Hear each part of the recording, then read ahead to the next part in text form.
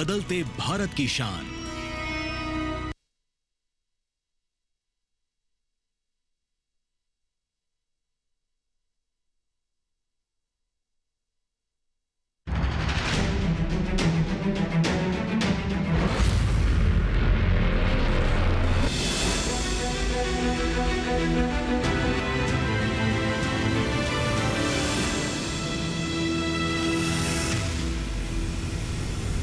नमस्कार, आप देख रहे हैं दूरदर्शन किसान चैनल। हमारे लाइव फोन इन कार्यक्रम हेलो किसान में आप सभी का स्वागत। मैं हूं आपके साथ अदिति शर्मा।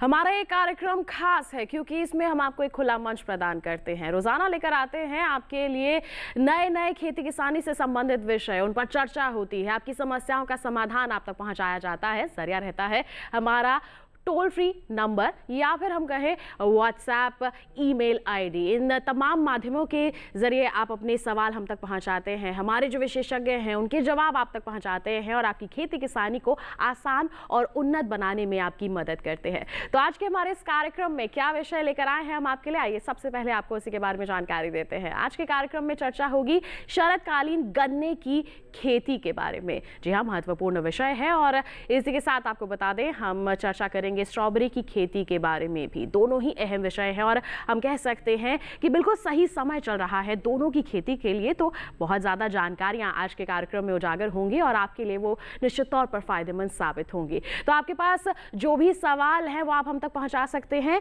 हमारे माध्यम रहेंगे टोल फ्री नंबर, बता देते हैं क्या है हमारे टोल फ्री नंबर। 1800-1130-601, 1800-1130-661। ये हमारे दोनों ही टोल फ्री नंबर हैं जिस पर आप अगले 1 घंटे के दौरान हमें कॉल कर सकते हैं, अपने सवाल हम तक पहुंचा सकते हैं। व्हाट्सएप कीजिए, डिजिटल जमाना हो चुका है। व्हाट्सएप के माध्यम से आप अपने सवाल हम तक पहुंचाइए। 8800520717 इसका नंबर है जिसके माध्यम से आप अपने जो सवाल है वो हमारे तक पहुंचा सकते हैं। साथ ही साथ ईमेल भी कर सकते हैं। लाइव आप हमें ईमेल कीजिए hellokisan2015@gmail.com हमारी ईमेल आईडी है। हम कार्यक्रम में आपकी मेल को जरूर शामिल करेंगे। hellokisan2015@gmail.com हमारी ईमेल आईडी है। आप तीनों ही माध्यमों के जरिए अपने सवाल हम तक पहुंचा सकते हैं और जो भी आपके सवाल होंगे उनके जवाब आप तक पहुंचाएंगे स्टूडियो में उपस्थित हमारे विशेषज्ञ। तो फिर आइए परिचय करवा देते हैं। हमारे साथ उपस्थित है डॉक्टर शिव नायक सिंह जी। बता दें आपको ये पूर्व प्रधान वैज्ञानिक हैं भारतीय गन्ना अनुसंधान लखनऊ उत्तर प्रदेश में। साथ ही साथ बता दें डॉक्टर राधा मोहन शर्मा जी भी हमारे साथ उपस्थित हैं। ये प्रधान वैज्ञानिक है फल विज्ञान संभाग IRI पूसा नई दिल्ली में। आप दोनों का ही बहुत बहुत स्वागत करना चाहूंगी मैं कार्यक्रम हेलो किसान में। आज के हमारे इस कार्यक्रम में बहुत ही महत्वपूर्ण जानकारियां आप सभी के लिए लेकर आए हैं हमारे दोनों ही विशेषज्ञ। तो आपके पास जो भी सवाल है, जो समस्या आ रही है वो आप हमसे जरूर साझा कीजिए। माध्यम क्या है हमने आपको जानकारी दे दी है। तो बिल्कुल समय को बिल्कुल भी नहीं गंवाते हैं और हमारे कार्यक्रम की चर्चा की शुरुआत करते हैं। सबसे पहले बात कर लेते हैं यहाँ पर शरदकालीन गन्ने की खेती के बारे में। तो डॉक्टर सिंह आपके पास आना चाहेंगे, जब हम बात करते हैं शरदकालीन गन्ने की खेती की तो सबसे उपयुक्त समय क्या रहता है?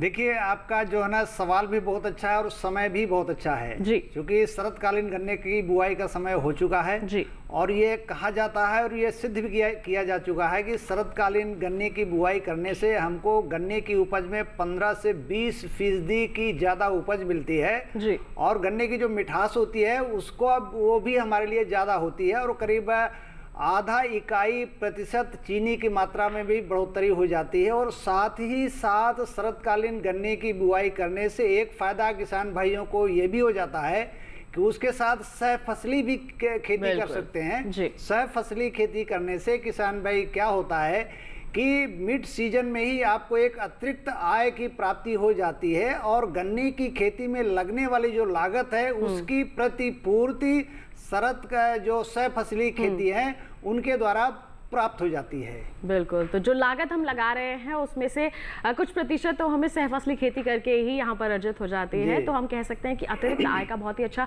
साधन बन सकता है अगर हम शरदकालीन गन्ने की खेती के साथ साथ अन्य फसलों का चयन करते हैं। कौन सी है ये अन्य फसलें? शरदकालीन गन्ने की खेती अगर हम कर रहे हैं तो किस तरह की तैयारियां करनी है? इन तमाम सवालों के जवाब हमारे विशेषज्ञ से हम जानेंगे, लेकिन उससे पहले दिखा देते हैं आपको हमारी एक विशेष रिपोर्ट।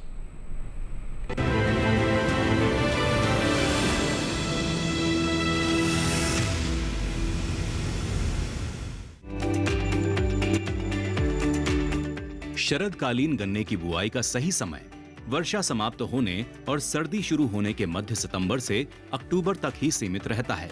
ऐसे में इस बुआई का लाभ लेने के लिए समय से बुआई करें।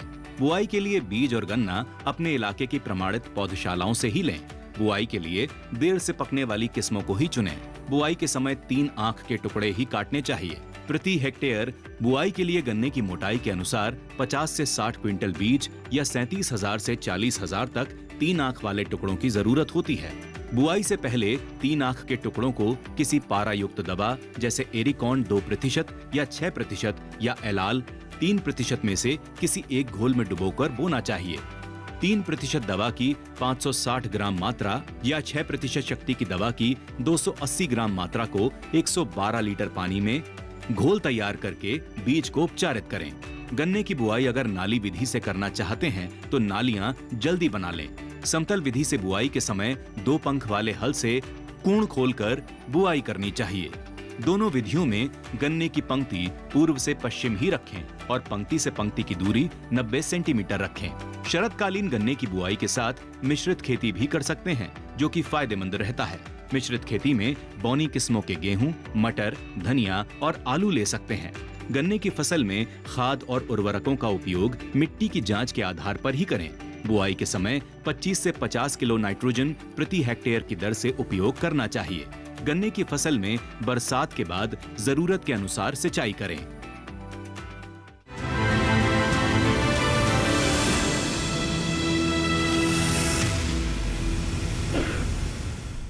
तो अभी विस्तार से आपने जाना शरदकालीन गन्ने की खेती के बारे में। इसके बारे में चर्चा हम आगे जारी रखेंगे, लेकिन यहाँ पर डॉक्टर शर्मा का मैं यहाँ रुख करना चाहूंगी। स्ट्रॉबेरी की खेती के बारे में जानना चाहेंगे। कहते हैं कि सितंबर, अक्टूबर, नवंबर का जो समय रहता है स्ट्रॉबेरी की खेती के लिए बिल्कुल सही रहता है। स्ट्रॉबेरी की खेती को मुनाफेदार फसल भी कहा जाता है, तो इसके बारे में क्या कहेंगे आप? और अभी अगर खेती करते हैं तो क्या मुनाफा मिल सकता है, क्या फायदा हो सकता है किसानों को? देखिए, स्ट्रॉबेरी का जो रोपण का जो समय होता है वो स्थान विशेष के हिसाब से होता है कि अगर आप उत्तर भारत के मैदानी क्षेत्रों में इसको लगा रहे हैं तो अक्टूबर का जो महीना होता है वो सबसे उत्तम माना जाता है। लेकिन अगर वहीं हम मध्यम पहाड़ियों पर जाएंगे तो वहाँ पे हम कहते हैं कि अगस्त और सितंबर में अगर हम उसका रोपण कर देंगे तो बहुत अच्छा रहेगा। और ऊपर चले जाएंगे अगर ज़्यादा ठंडे इलाकों में, वहाँ फरवरी में भी रोपण होता है। तो अगर हम उत्तर भारत की जो मैदानी क्षेत्र है अगर हम उनकी बात करें तो अक्टूबर का जो प्रथम सप्ताह है वो सबसे उत्तम माना जाता है, क्योंकि रोपण जितना जल्दी होगा उत्पादन उतना ही ज़्यादा आता है।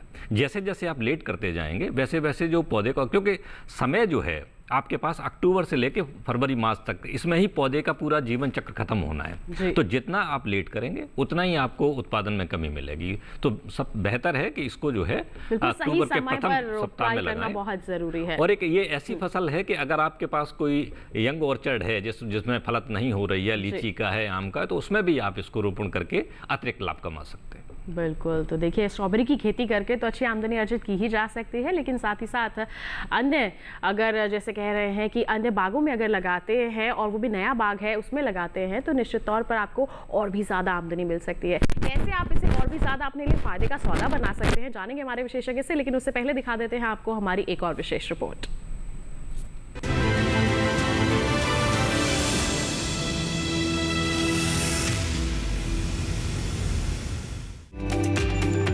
स्ट्रॉबेरी बहुत नाजुक फल होता है। ऐसे में सही समय और सही तरीके से स्ट्रॉबेरी की खेती करना जरूरी है। भारत में स्ट्रॉबेरी की खेती कश्मीर, हिमाचल प्रदेश और उत्तराखंड के ऊपरी हिस्सों में की जाती है, यानी इसे पहाड़ी और ठंडे इलाकों में बोया जाता है। स्ट्रॉबेरी की बुआई से पहले खेत को तैयार कर लें। खेत की मिट्टी को बारीक कर लें और उसके बाद क्यारियां बना लें। इन क्यारियों की चौड़ाई 1.5 मीटर और लंबाई 3 मीटर के आसपास होनी चाहिए। पौधे से पौधे की दूरी 30 सेंटीमीटर और कतार से कतार की दूरी भी 30 सेंटीमीटर की होनी चाहिए। इस तरह एक कतार में लगभग 30 पौधे आएंगे। पौधों पर फूल आने पर मल्चिंग जरूर करें। मल्चिंग काले रंग की 50 माइक्रोन मोटाई वाली पॉलीथीन से करनी चाहिए। इससे खरपतवारों पर नियंत्रण तो होगा ही, साथ ही फलों को सड़ने से भी बचाया जा सकता है। ऐसा करने से स्ट्रॉबेरी की पैदावार भी अच्छी होती है। पहाड़ी इलाकों में बारिश होने पर स्ट्रॉबेरी के पौधों को पॉलीथीन से ढक दें। इससे फलों के गलने की समस्या नहीं होगी। साथ ही बाग में पानी भी जमा नहीं होगा। फल में अगर गलन जैसी कोई भी समस्या आती है तो उस फल को फौरन तोड़कर फेंक दें, जिससे दूसरे फलों में उसका पानी न लगने पाए और फल ठीक रहें। खरपतवार नियंत्रण के लिए समय समय पर निराई गुड़ाई करते रहें।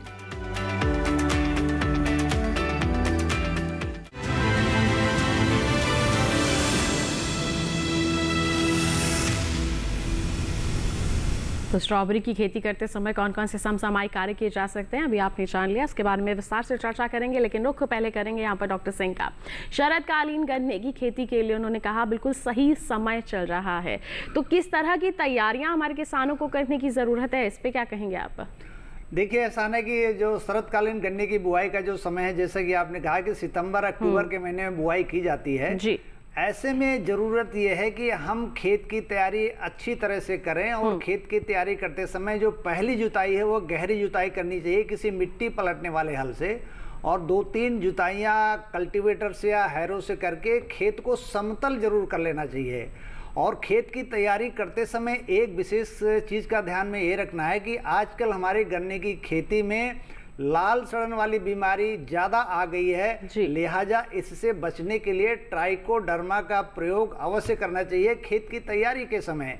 और इसमें जो है ना 10 किलोग्राम ट्राइकोडर्मा कल्चर विभिन्न संस्थानों से मिल जाता है, विभिन्न चीनी मिलों से भी मिल जाता है, और उस 10 किलोग्राम के कल्चर को आप 50 किलोग्राम सड़ी हुई गोबर की खाद या चीनी मिल की जो मैली होती है उसमें मिला करके पूरी रात आप छायेदार स्थान में जो है ना उसको फैला दें, और उसके बाद जो है ना फिर प्रयोग करेंगे तो मिट्टी के अंदर जो लाल सड़न यानी रेड राट को फैलाने वाले जो कारक होते हैं उनको मारने में, उनसे लड़ने में वो सक्षम होता है। लिहाजा आपका भूमि का शोधन इस तरह से हो जाता है, ये बहुत ही ज़रूरी बात है।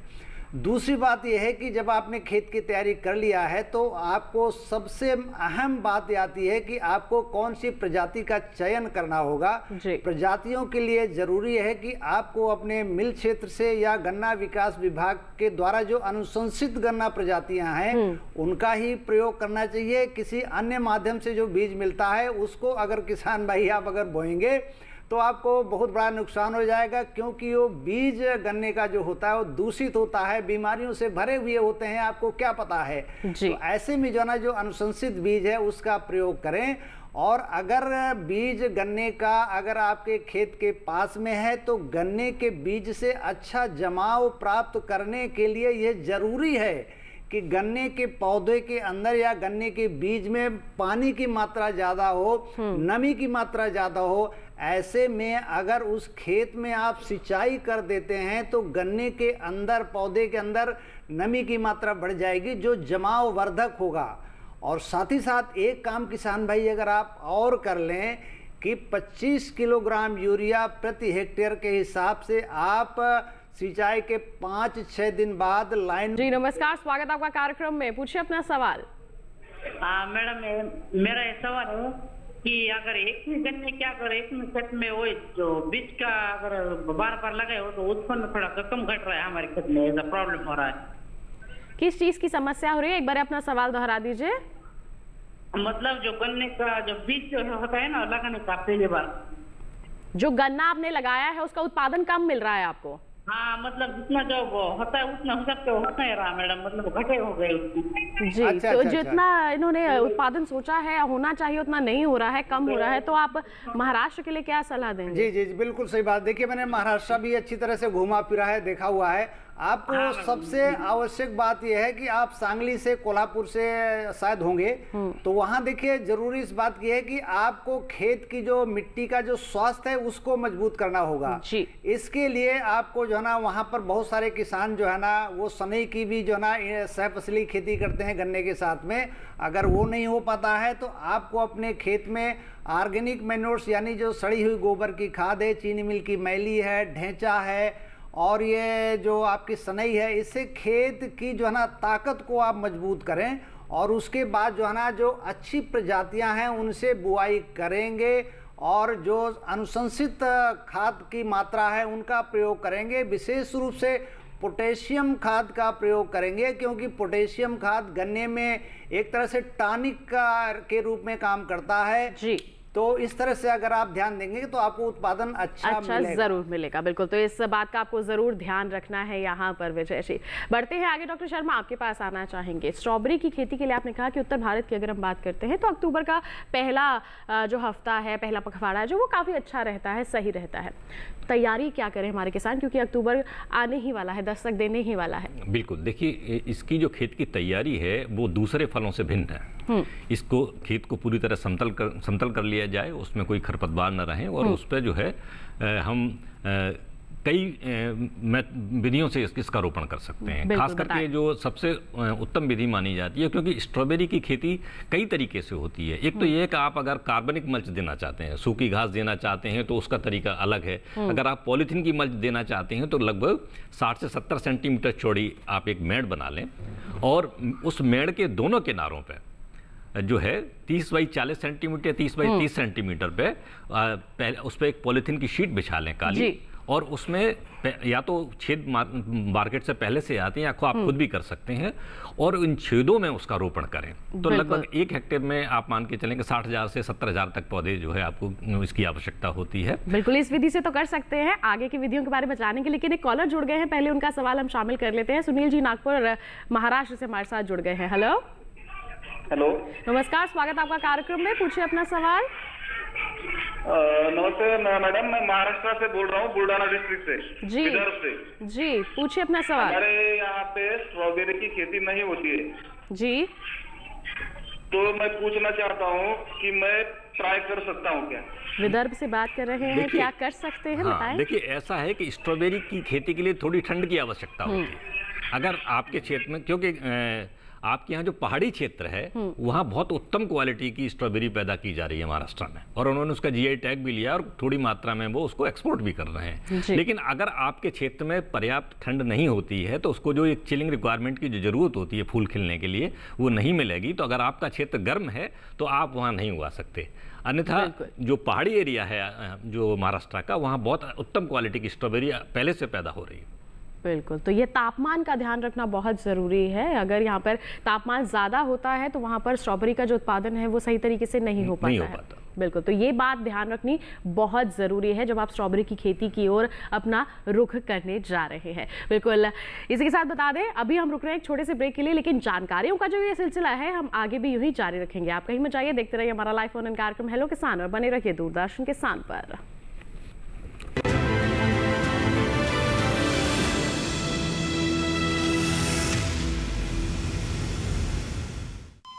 अरे सुन तो।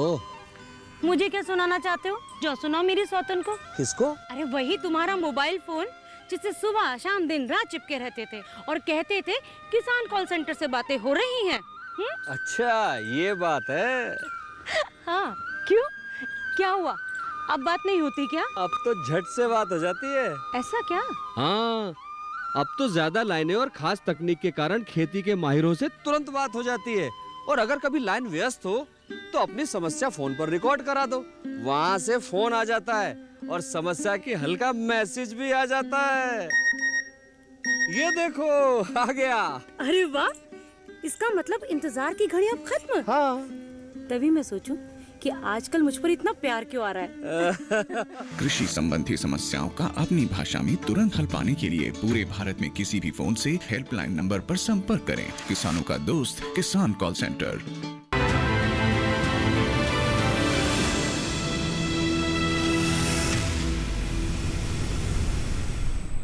ब्रेक के बाद दूरदर्शन किसान के लाइव फोन इन कार्यक्रम हेलो किसान में आप सभी का फिर से स्वागत। आज हम चर्चा कर रहे हैं शरदकालीन गन्ने की खेती और स्ट्रॉबेरी की खेती के बारे में। आपके पास कोई सवाल है तो जल्दी से आप अपना फोन उठाइए। आप हमारे टोल फ्री नंबर पर कॉल कर सकते हैं, हमें व्हाट्सएप कर सकते हैं, या फिर आप हमें ईमेल के माध्यम से भी अपने सवाल पहुंचा सकते हैं, जिन्हें हम कार्यक्रम में जरूर शामिल करेंगे। लगातार हमारे फोन नंबर, व्हाट्सएप नंबर सब फ्लैश किए जा रहे हैं टीवी स्क्रीन पर। आप इनकी मदद से बिल्कुल हमसे संपर्क कर सकते हैं। बढ़ते हैं आगे। एक व्हाट्सएप पर सवाल आ गया हमारे पास जिसे हम कार्यक्रम में शामिल करेंगे, और अंकुर सहाय जी ने आजमगढ़ उत्तर प्रदेश से भेजा है और ये जानना चाहते हैं डॉक्टर सिंह कि गन्ने की फसल में विल्ट और मोज़ेक रोग होने के कारण क्या है, लक्षण क्या है और कैसे इनकी रोकथाम की जाए। बहुत बढ़िया सवाल। देखिए ऐसा नहीं कि आपने जो सवाल किया है, देखिए मैं आपको बताना चाहूँगा और बराबर हम लोग इस चीज़ को बताते रहते हैं कि गन्ने में अगर कोई बीमारी लग जाती है और लग जाने के बाद उसके लक्षण अगर प्रकट होने लगते हैं, विशेष रूप से सितंबर के महीने में अगस्त से लेकर के नवंबर तक ये लक्षण प्रकट होते हैं जी। विल्ट के हो गए, मोजैक के हो गए और लाल सड़न के हो गए। तो अगर गन्ने में लक्षण प्रकट होने लगे तो उस समय जो ना उस बीमारी का इलाज खेत में संभव नहीं हो पाता है, खड़ी फसल में संभव नहीं हो पाता है। उसके लिए हमें शुरुआती दौर से ही प्रयास करना चाहिए, तैयारी करना चाहिए। उसके लिए सबसे जरूरी बात यह है, नंबर 1, जो संस्तुत गन्ने की प्रजातियां हैं उनकी ही बुआई की जाए। इधर उधर से अन्यत्र स्रोतों से अगर आपको गन्ने का बीज मिलता है या किसी किसान भाई ने आप कह दिया कि ये बहुत अच्छी गन्ने की प्रजाति है, इससे अच्छा उत्पादन मिलेगा, तो आप उस लालच में बीज ले आते हैं, लेकिन उस बीज को आपको नहीं लेना चाहिए। आपको जो है ना जो रिकमेंड ये जो संस्तुत वैरायटी है उनको ही लेना चाहिए। और लेने के बाद जब आप गन्ने के टुकड़ों की कटाई करते हैं उस समय एक दवा आती है जिसको कि हम बाविस्टिन के नाम से जानते हैं। बाविस्टिन दवा की 200 ग्राम मात्रा को 100 लीटर पानी में घोल बना करके, या थायोफिनेट मिथाइल दूसरी दवा है, थायोफिनेट मिथाइल की 200 ग्राम मात्रा को 100 लीटर पानी में घोल बना करके और कम से कम आधे घंटे तक डुबो करके टुकड़ों को घोल में रखना है, क्योंकि कटे हुए किनारों से दवा प्रवेश करने में उसको ये देखा गया कि आधे घंटे का समय लग जाता है। किसान भाई गलती ये करते हैं कि कटे हुए टुकड़ों को घोल में एक किनारा ऐसे डुबोया, दूसरा किनारा ऐसे डुबोया, या उसमें डुबो करके ही बुआई कर दिया। तो ऐसे में किसान भाइयों बात बनने वाली नहीं है, बीमारी के कारक उसमें मौजूद बने रहेंगे। और इस तरह से आपने काम किया है और भूमि का शोधन कर दिया है ट्राइकोडर्मा से, तो इन बीमारियों से आप पूरी तरह से बचे रहेंगे, ये मेरा पूरा विश्वास है। बिल्कुल, तो यहाँ पर शुरुआत में ही अगर हम तैयारियां कर लें और रोकथाम के लिए ये उपाय कर लें तो निश्चित तौर पर हमें इन बीमारियों से तो छुटकारा मिलेगा ही, साथ ही साथ हमारी फसल जो है वो भी प्रभावित नहीं होगी, उसकी गुणवत्ता भी बहुत ही अच्छी बनी रहेगी। तो इन बातों का आप जरूर ध्यान में रखें। और अंकुर साय जी, हम उम्मीद करते हैं कि आपके सवालों के जवाब आप तक जरूर पहुंच गया होगा। बढ़ते हैं आगे। उत्तर प्रदेश बाराबंकी से नंद स्वरूप मिश्रा जी हमारे साथ फोन लाइन पर जुड़ गए हैं। आइए उनका सवाल जानें। मेरा नाम नंद स्वरूप मिश्रा है, बाराबंकी उत्तर प्रदेश से। मैं जानना ये चाहता हूँ कि गन्ने की खेती करने के लिए जैसे हमारी मिट्टियाँ कोई हल्की होती है, कोई बलुई दोमट मिट्टी होती है, कोई भारी मिट्टी होती है, तो किस्मों का चुनाव कैसे करें? और दूसरी चीज उसके साथ जो हम फसल लेते हैं, इन्हें दलहनी फसल हमें लेना चाहिए कि तिलहनी फसल लेना चाहिए, या खाद्यान्न के या फल फूल के लेना चाहिए? और हमें गहरी जड़ वाली फसल लेनी चाहिए गन्ने के साथ ही उथली जड़ वाली फसल हमें लेनी चाहिए, जिससे गन्ना की पैदावार भी न प्रभावित हो और हमको डबल फसल भी मिल जाए। जी जी बिल्कुल, बहुत अच्छा सवाल किया, विस्तार से आपने सवाल पूछे। हमारा इष्टा देवी के ऊपर है, क्योंकि हमारा ये उत्तर प्रदेश में बाराबंकी पड़ता है, यहाँ जलवायु जो है गर्म जलवायु है, ज्यादा ठंड नहीं होती, यहाँ इष्टा देवी खेती बिल्कुल, दोनों ही विषयों पर आपने सवाल किया है। बिल्कुल, पहले डॉक्टर सिंह आप जवाब दें। मैं आपको बताना चाहूंगा कि आप जो बाराबंकी से सवाल पूछ रहे हैं, इस समय देखिए गन्ने की बुआई का बहुत बढ़िया समय चल रहा है। और ये आप जानते हैं कि गन्ने की खेती अगर शरद काल में की जाती है तो न केवल ये ज़्यादा उपज और चीनी की मात्रा में बढ़ोतरी करती है, बल्कि ऐसी फसल हमारी जो है ना जो जल भराव वाले क्षेत्र हैं उनको सहन करने में, या कम पानी वाले क्षेत्रों के होने पर उनको सहन करने में ये हमारी फसल सक्षम होती है। अब आपने कहा कि कौन सी दलहनी फसलों को गन्ने के साथ में सह फसल के रूप में लेने से फायदा ये हो जाता है कि गन्ने जो मिट्टी की उर्वरा शक्ति है वो मजबूत बनी रहती है, क्योंकि दलहनी फसलों की जड़ों में ऐसे बैक्टीरिया जीवाणु होते हैं जो छोटी छोटी गांठें बने आपने देखी होंगी, उन गांठों में जीवाणु रहते हैं और वो वायुमंडल की नाइट्रोजन को अवशोषित करके पौधों को मिट्टी तक पहुंचाते हैं। तो लिहाजा अगर शरद काल में आप गन्ना बो रहे हैं, उसमें आपने चना है, मसूर है, मटर की सफसली खेती की है, तो गन्ने का उत्पादन भी प्रभावित नहीं होगा और अतिरिक्त आय के रूप में जो फसल ले रहे हैं उससे आपको मुनाफा हो जाएगा। दूसरी एक मुनाफे वाली बात मैं आपको और बता रहा हूँ कि आपने जो हल्की मिट्टी वाली बात की, तो आप अपने क्षेत्र में गन्ने के साथ में आलू की सह फसल बहुत बढ़िया तरीके से कर सकते हैं। आलू की सह फसल अगर आपने गन्ने के साथ में की है तो ऐसा करने से गन्ने की उपज भी बढ़ जाती है, क्योंकि आलू का गन्ने का संबंध जो है बहुत मैत्रीपूर्वक वाला कहा गया है।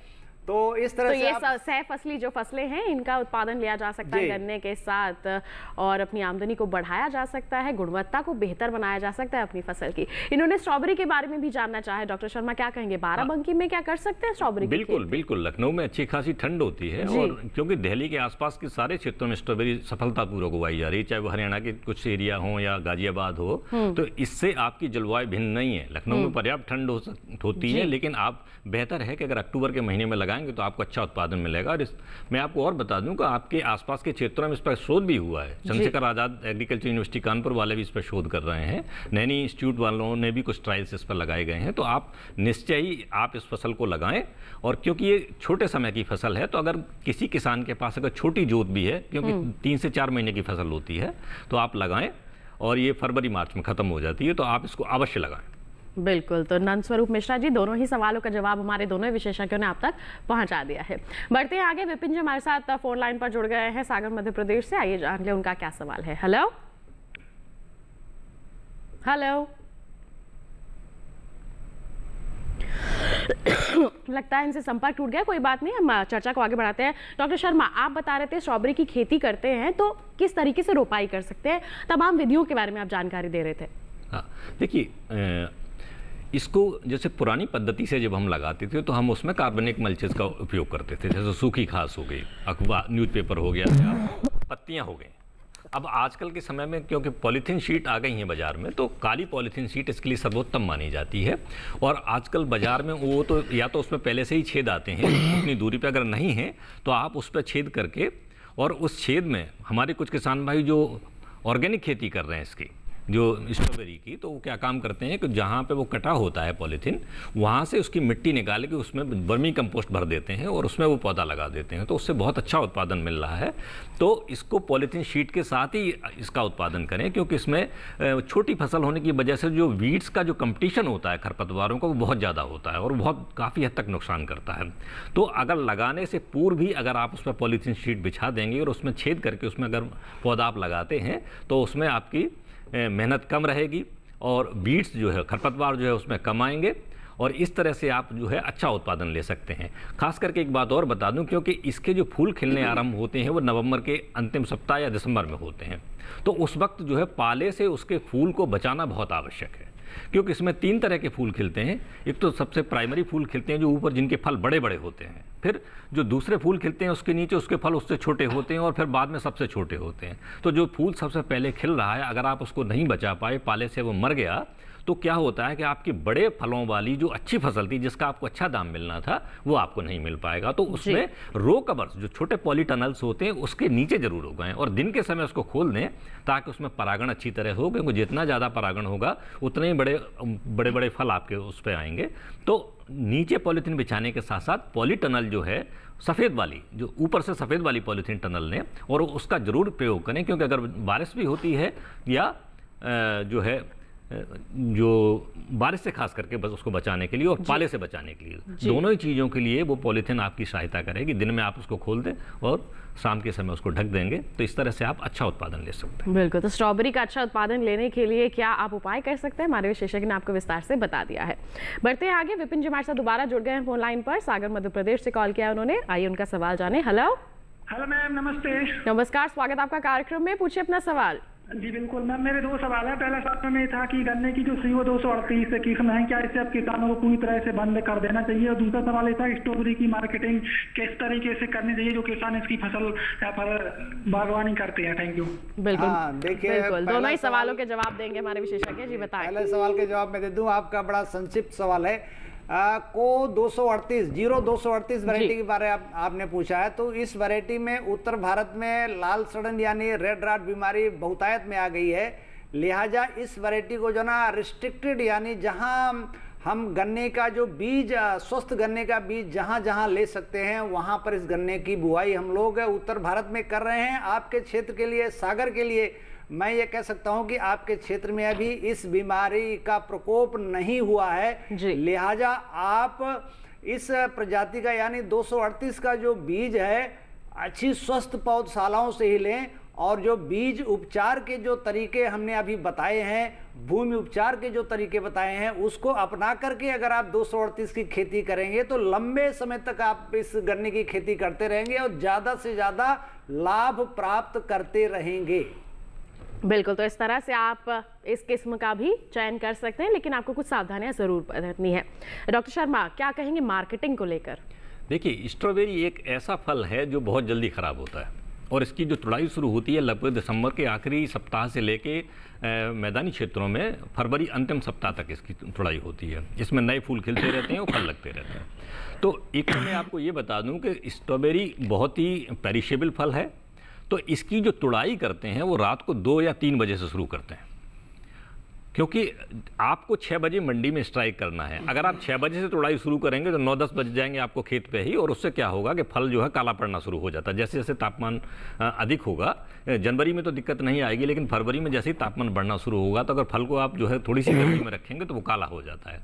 तो सबसे आवश्यक बात यह है कि आप उसकी जो तुड़ाई है वो रात को 2 या 3 बजे से करेंगे। और इसकी जो पैकिंग है वो बहुत टेक्निकल है, वो प्लास्टिक पनेट्स जो आते हैं आप उसी में पैक करें। साथ ही साथ पैकिंग के साथ इस बात का भी ध्यान रखें कि कभी ऐसा नहीं कि आपने सारे बड़े फल ही अपने पैकेट में रख दिए, तो वो क्या होता है कि उसके बीच में जो खाली जगह रह जाती है, तो जब आप बाजार लेके जाते हैं तो वो उनमें वाइब्रेट फल करता है और एक दूसरे से रगड़ के वो खराब भी हो जाता है। तो आपको पैकिंग भी बड़ी कम्पैक्ट रखनी है कि बीच में कुछ छोटे फल भी रखने हैं। तो ये 2 बातें। तीसरी बात ये है कि स्ट्रॉबेरी की खेती कभी भी पहली बार में बहुत बड़े स्तर पर नहीं करनी चाहिए अगर आपके पास कोई प्रशिक्षण नहीं है। अगर आप बगैर प्रशिक्षण के स्ट्रॉबेरी लगा रहे हैं तो पहले छोटे उस पर लगा के देखें, छोटे स्तर से, क्योंकि इसमें इनपुट बहुत ज़्यादा लगती है। इसीलिए बहुत सारे किसान एक बार करने के बाद छोड़ देते हैं, क्योंकि उन्होंने पता चला कि 1 हेक्टेयर में पहली स्ट्रॉबेरी लगा दी, फिर उनको लेबर नहीं मिली तुड़ाई के लिए, या उनकी पैकिंग टाइम से नहीं हो पाई, या वो बाजार को नहीं हिट कर पाए। तो इसलिए मेरी राय है कि पहले आप इससे प्रशिक्षण जरूर लें, या अगर आपको पहली बार लगाना है तो छोटे स्तर से लगाएं, ताकि आप ये समझ सकें कि इसकी मार्केटिंग हम किस तरह से करेंगे। क्योंकि आपको 6 बजे से पहले बाजार में पहुंच जाना है, तभी आप जो है उसी दिन फ्रूट को डिस्पोज ऑफ करके अच्छा लाभ कमा सकते हैं। क्योंकि अन्यथा रेफ्रिजरेटेड स्टोरेज आपके पास नहीं है तो आप इसको 1-2 दिन से ज़्यादा अपने पास नहीं रख सकते, तो इस बात का ध्यान रखें। बिल्कुल, तो विपिन जी, आपके दोनों ही सवालों के जवाब हमारे विशेषज्ञ ने पहुंचा दिए हैं आप तक, और ऐसे ही हमारे दर्शकों के सवालों के जवाब आगे भी पहुंचाते रहेंगे, लेकिन एक छोटे से ब्रेक के बाद। कहीं मत जाइए, देखते रहिए हमारा लाइव फोन इन कार्यक्रम हेलो किसान, और बने रहिए दूरदर्शन किसान पर।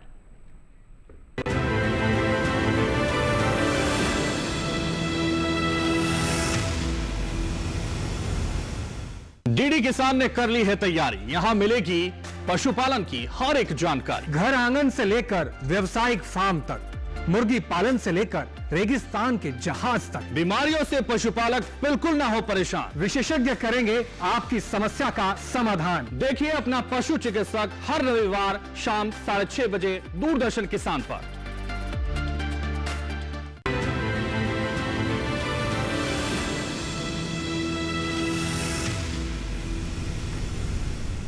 ब्रेक के बाद दूरदर्शन किसान के लाइव फोन इन कार्यक्रम हेलो किसान में आप सभी का फिर से स्वागत। आज हम चर्चा कर रहे हैं शरदकालीन गन्ने की खेती और स्ट्रॉबेरी की खेती के बारे में। कोई सवाल है आपके पास तो आप हम तक पहुंचा सकते हैं।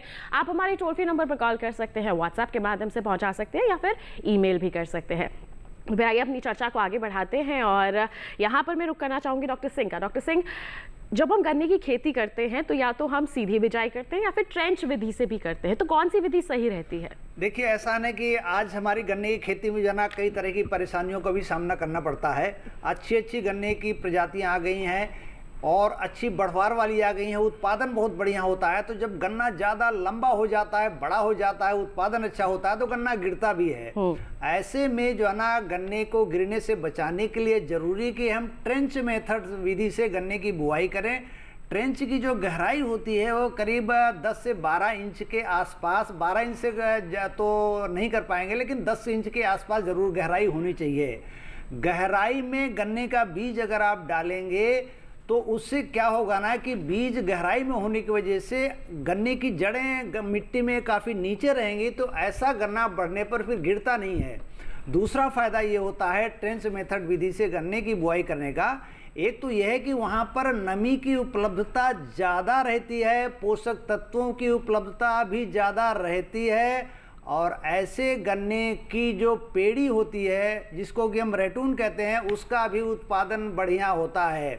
यहाँ सबसे महत्वपूर्ण बात यह है और ध्यान देने वाली बात यह है, बहुतेरे किसान भाई गलती करते हैं कि ट्रेंच में अगर गन्ना बो दिया, नाली में गन्ना बो दिया, उसके बाद 6-7 इंच मिट्टी उसके ऊपर से डाल देते हैं या पाटा चला देते हैं। ये किसान भाइयों कृपया आप बिल्कुल भी मत करें।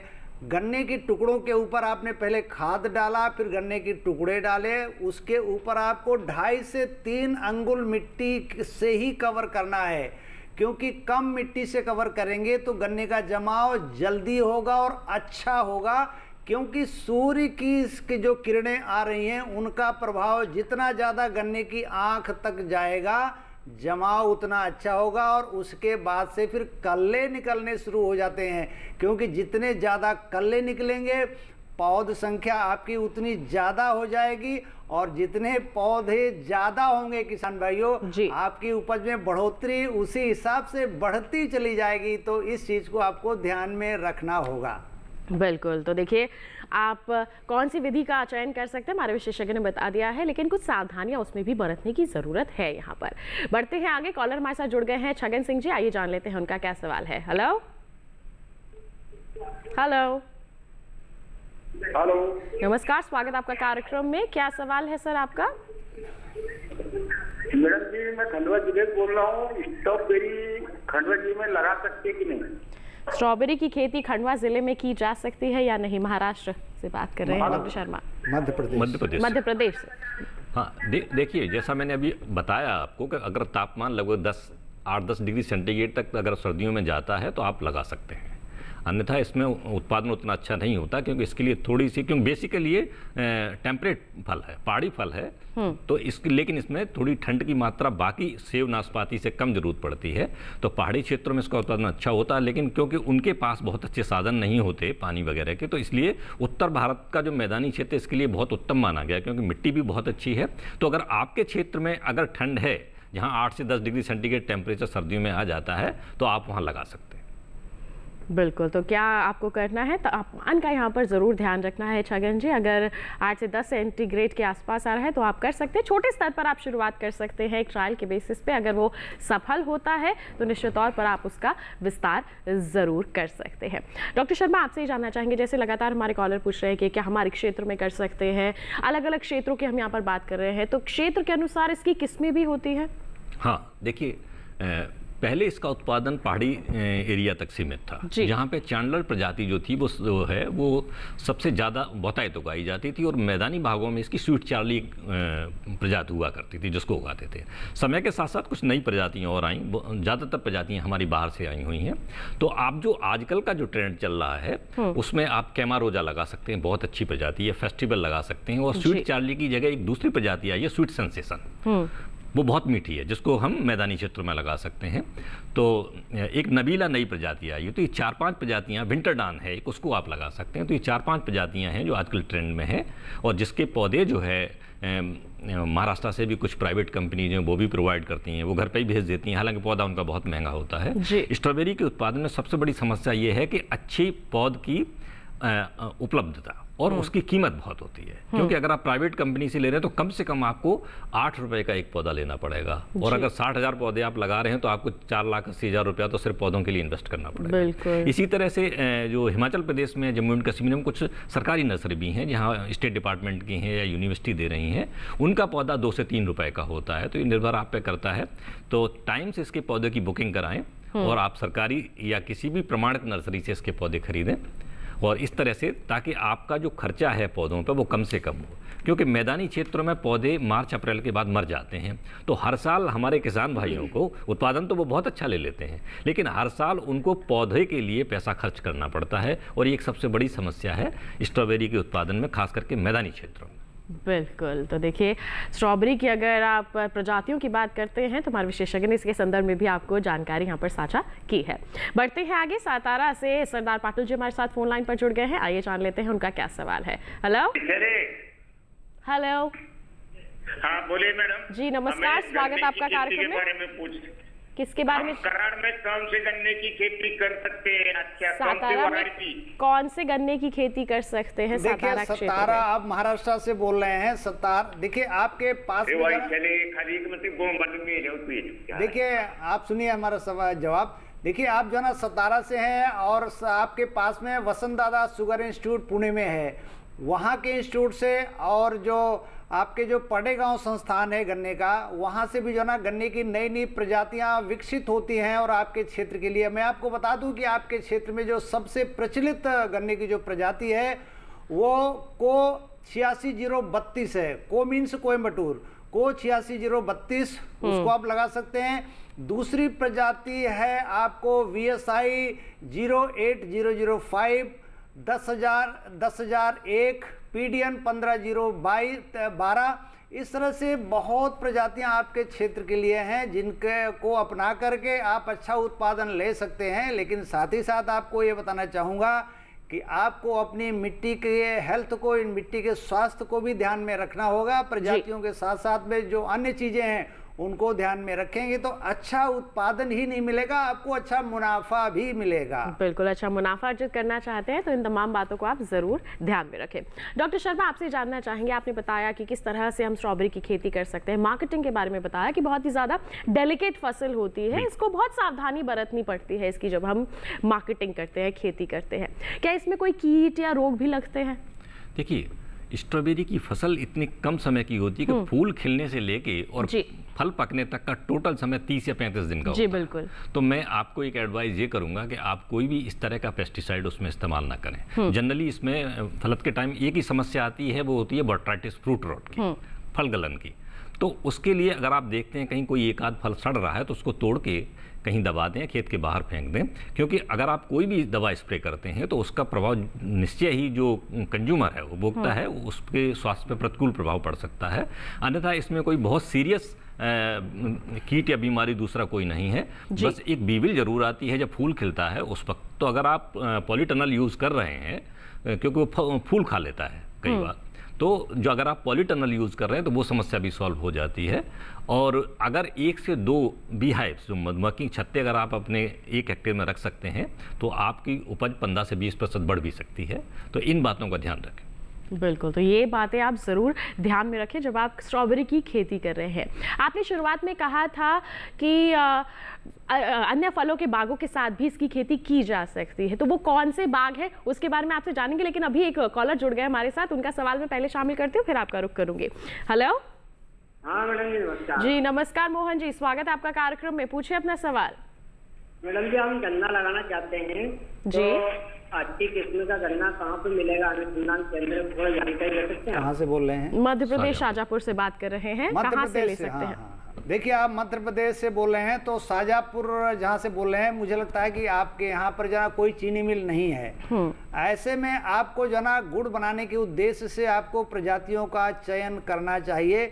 उसमें से आपको बता दूं कि जो कोच 86-032 जो प्रजाति है गन्ने की, उसका गुड़ भी बहुत अच्छा बनता है। दूसरी एक जो प्रजाति है गन्ने की जो आपके क्षेत्र में बोई जाती है, जिसको कि हम को 8005 यानी 8005 के नाम से जानते हैं, उसकी बुआई आप कर सकते हैं। इसके साथ ही साथ को 92-005, इसका भी गन्ने की जो गुड़ है ना बहुत ही अच्छा बनता है, चमकीले सुनहले रंग का होता है, बाजार में अच्छा रेट भी मिलता है। और साथ ही साथ मैं आपको कहना चाहूँगा कि नई प्रजातियां अगर आपको मिल जाती हैं किसी चीनी मिल के माध्यम से, आपकी चीनी मिल तो दूर होंगी काफ़ी, लेकिन 15-012 जो एक प्रजाति गन्ने की है जो अभी अभी विकसित हुई है, अगर वो भी मिल जाती है तो गुड़ के लिहाज से उस प्रजाति का भी बहुत ही अच्छा गुड़ बनता है। बिल्कुल, तो आप लगा सकते हैं। और कहाँ से हासिल कर सकते हैं, कौन सी प्रजाति का चयन कर सकते हैं, हमारे विशेषज्ञ ने आपको बता दिया। तो आइए फिर रुक करते हैं डॉक्टर शर्मा का। डॉक्टर शर्मा, क्या कहेंगे आप, कौन से बागों के साथ स्ट्रॉबेरी की खेती करें हमारे किसान? देखिए, जनरली किसानों के पास जोत का साइज बहुत छोटा है जी। और वो कई बार इस बात से घबराते भी हैं कि मैं अगर कोई आम लगा दूंगा या लीची लगा दूंगा तो कई साल तक मेरे बच्चे क्या खाएंगे, मुझे कुछ नहीं उससे मिलेगा। तो स्ट्रॉबेरी उन फलों में से है कि जिसको आप आम के, लीची के बाग में अगर आपका बाग छोटा है, आपने 1-2 साल ही लगाए हुए हों, तो आप उसके बीच में स्ट्रॉबेरी का सफल उत्पादन कर सकते हैं। दूसरी चीज़ मैं एक और बता दूं कि ऐसे हमारे भाई जो मल्टी स्टोरी बिल्डिंग में रह रहे हैं, स्ट्रॉबेरी ही एक ऐसा फल है जिसको आप बालकनी में भी लगा सकते हैं इंटरक्रॉपिंग के अलावा। तो किचन गार्डन के तौर पर भी किचन गार्डन की और बालकनी में अगर धूप आती है, स्ट्रॉबेरी के लिए आवश्यक बात यह है कि वो जगह पूरी तरह से वहाँ धूप आनी चाहिए ताकि उसका जो रंग है वो बढ़िया बने, कलर डेवलपमेंट उसका अच्छा हो। तो अर्बन एरियाज़ के लोग भी जो मल्टी स्टोरी बिल्डिंग में रह रहे हैं वो भी लगा सकते हैं, और हमारे किसान भाई अगर इंटरक्रॉपिंग उसकी करना चाहते हैं तो जो बाग हैं आम के, अमरूद के, लीची के, उनके बीच बीच में भी लगा सकते हैं। बिल्कुल। तो देखिए, अगर आपने आम, लीची या अमरूद के बाग लगाए तो उसके साथ साथ आप स्ट्रॉबेरी की खेती भी कर सकते हैं। जल्द तैयार होने वाली फसल है और आपकी आमदनी में भी ये काफ़ी अच्छी बढ़ोतरी कर सकती है। ऐसी ही हम जानकारियां आगे भी आप तक पहुंचाएंगे, लेकिन फिलहाल रुक रहे एक और छोटे से ब्रेक के लिए। आपका ही मचाइए, देखते रहिए हमारा लाइव फोन कार्यक्रम हेलो किसान, बने रहिए दूरदर्शन किसान पर।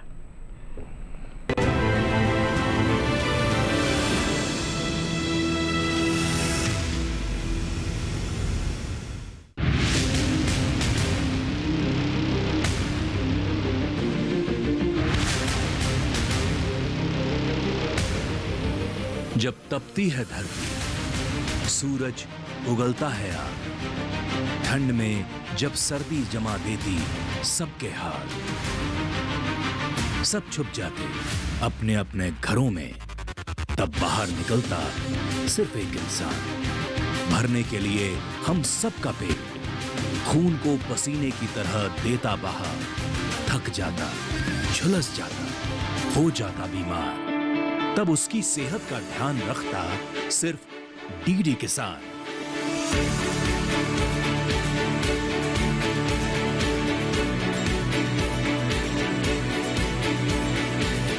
देखिए स्वस्थ किसान शनिवार शाम 6 बजे लाइव, सिर्फ दूरदर्शन किसान चैनल पर।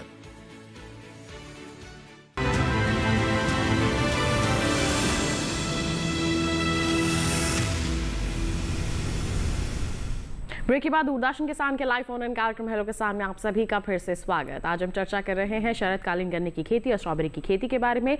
आपके पास कोई सवाल है तो जल्दी से अपना फोन उठाइए और आप हमें टोल फ्री नंबर पर कॉल कर सकते हैं, व्हाट्सएप के माध्यम से अपने सवाल पहुंचा सकते हैं या फिर ईमेल भी कर सकते हैं। समय अब काफी कम रह गया है तो जल्दी से आप अपने सवाल हम तक पहुंचाइए। और इस वक्त भी एक कॉलर हमारे साथ जुड़े हुए हैं, निखिल गोयल जी, सहारनपुर उत्तर प्रदेश से। आइए जाने उनका क्या सवाल है। हेलो जी मैम, नमस्कार। नमस्कार, स्वागत आपका कार्यक्रम में। पूछिए अपना सवाल। मैम हमें जानना था कि पश्चिम यूपी में जो गन्ने की मेजर वैरायटी है वो CO 0238 है जो हाई प्रोडक्शन देती है, तो मैं इसके अल्टरनेटिव पूछना चाहता हूँ। बिल्कुल, देखिए बिल्कुल सही बात है। सहारनपुर से आपने पूछा, गन्ने के क्षेत्र के हैं आप। 238 प्रजाति ने जो है ना अभी तक बहुत कुछ दिया, चीनी मिलों को भी दिया और गन्ना किसानों की थैलियां भी खूब मोटी की, लेकिन उसमें जो है ना जब वो बीमारी लाल सड़न यानी रेड राट वाली बीमारी आ गई है तो बहुत कुछ के जो कारण है उसके लिए हम सब लोग खुद भी जिम्मेदार हैं।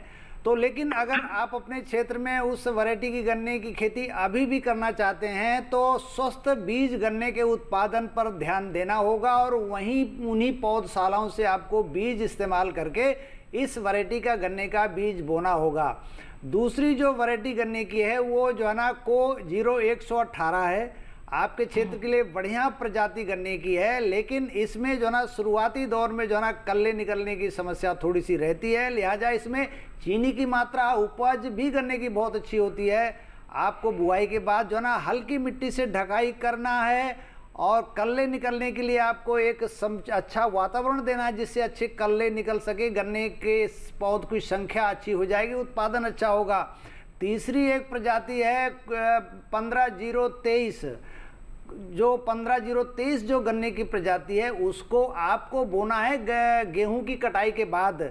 20 मार्च के बाद अगर आप इस गन्ने की बुआई करते हैं तो आपको अच्छा उत्पादन मिलेगा, क्योंकि ये बहुत ही शॉर्ट ड्यूरेशन की वैरायटी है और इसमें जो है ना गन्ना गिरता भी है। लिहाजा नाली विधि से, जो शुरुआती दौर में बताया गया था कि नाली विधि से यानी ट्रेंच मेथड से गन्ने की बुआई करें।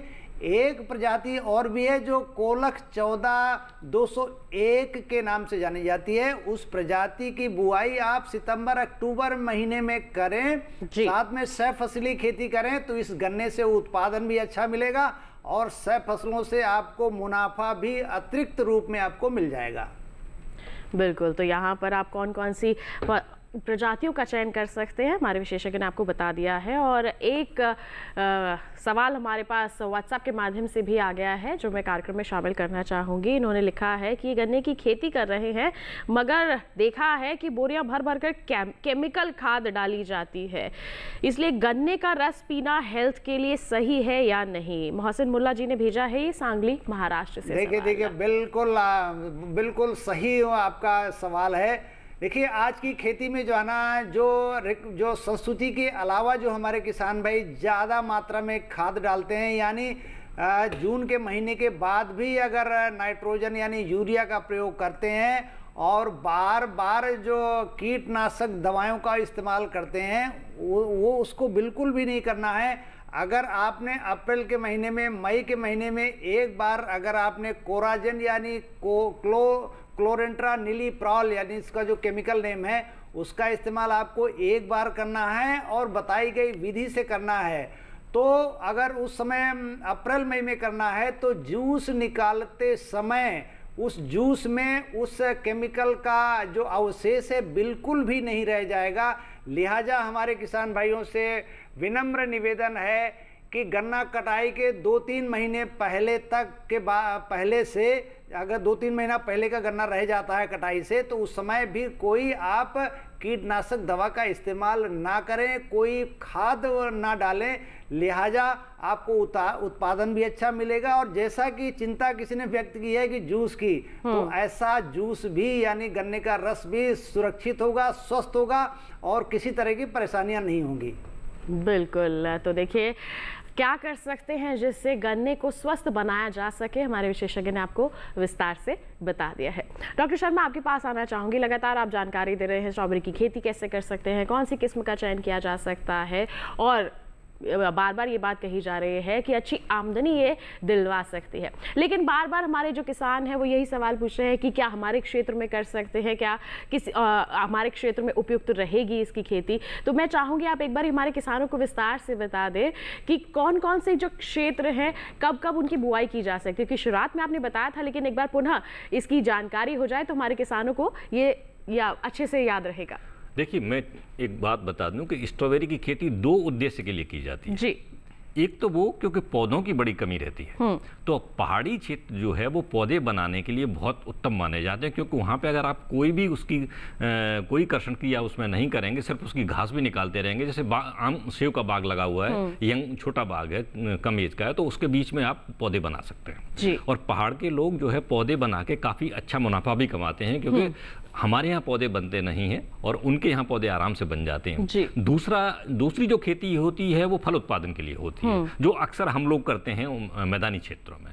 तो इसकी खेती बेसिकली ये पहाड़ी फल है, लेकिन जहाँ पे ठंड की पर्याप्त ठंड पड़ती है दिसंबर जनवरी के महीने में, वहाँ पर इसकी खेती सफलतापूर्वक की जा सकती है। और बहुत सारे क्षेत्र, मैं कुरुक्षेत्र की बात करूँ, मैं गाजियाबाद की बात करूँ या गुड़गांव की बात करूँ, तो बहुत सारे किसान हमारे ऐसे हैं जो बड़े स्तर पर स्ट्रॉबेरी को कर भी रहे हैं। तो इसकी खेती उत्तर भारत के मैदानी क्षेत्र में जहाँ पर्याप्त ठंड हो अच्छी तरह सफलतापूर्वक की जा सकती है।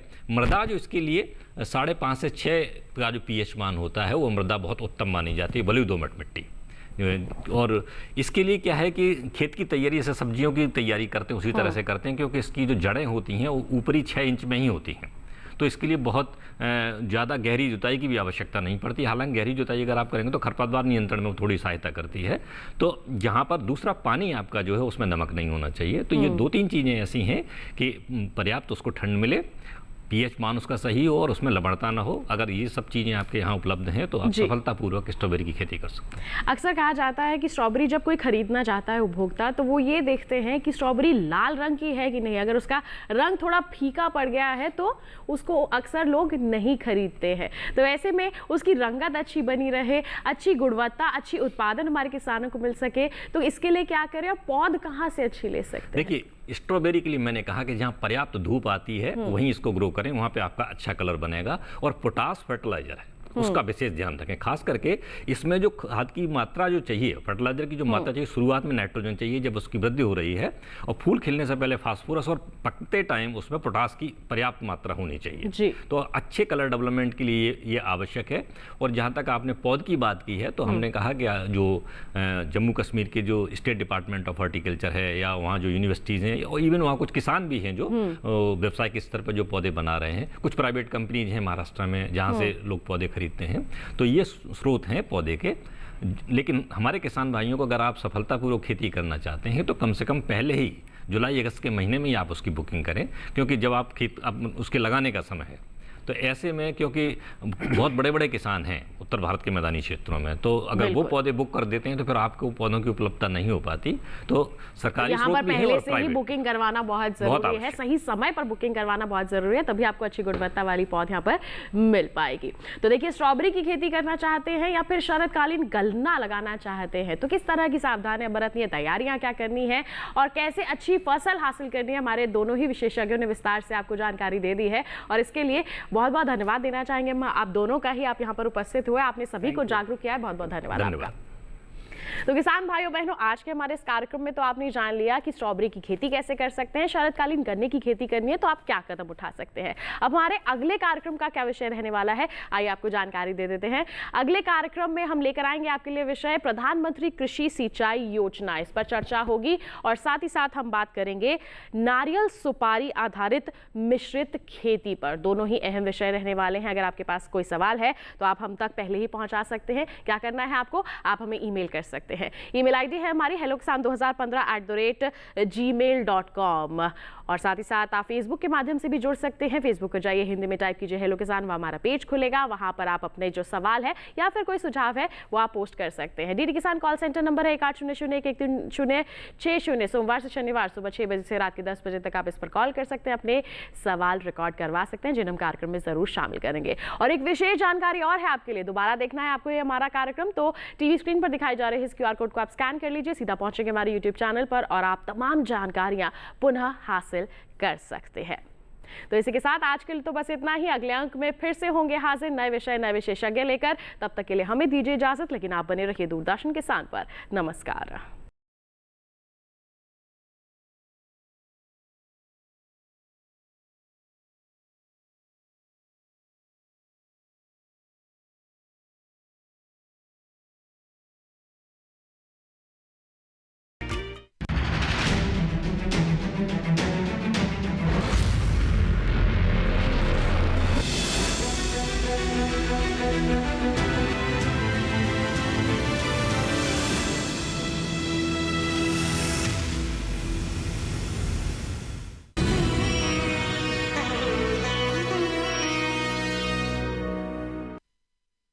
मन की बात है जन जन की, संघर्षों के कुछ किस्से, कहानी कुछ सफलताओं की, अनकही विरासत की, उम्मीदें नए भारत की। महीने के आखिरी रविवार का रहता है इंतजार।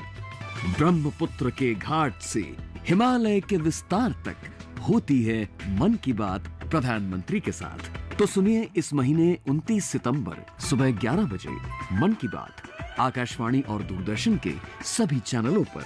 इसके अतिरिक्त आकाशवाणी और दूरदर्शन के YouTube चैनल और प्रसार भारती के ऐप न्यूज ऑन एयर पर सजीव प्रसारण लाइव स्ट्रीमिंग के माध्यम से।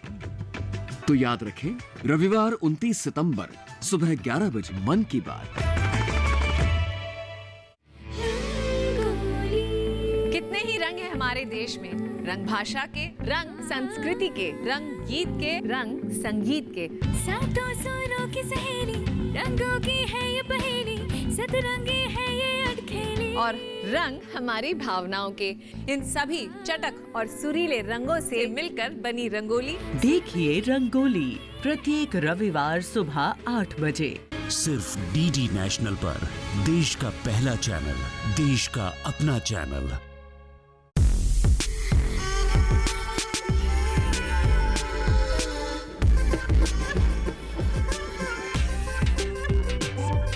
देखिए इको इंडिया प्रत्येक शनिवार सुबह 7:30 बजे सिर्फ डीडी नेशनल पर, देश का पहला चैनल, देश का अपना चैनल।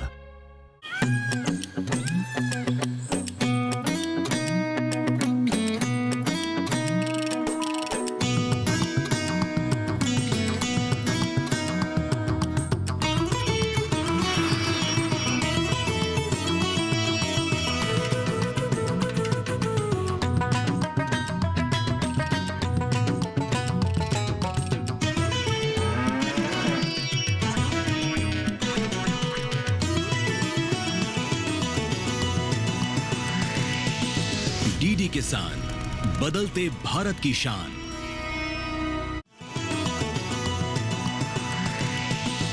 डीडी किसान, बदलते भारत की शान।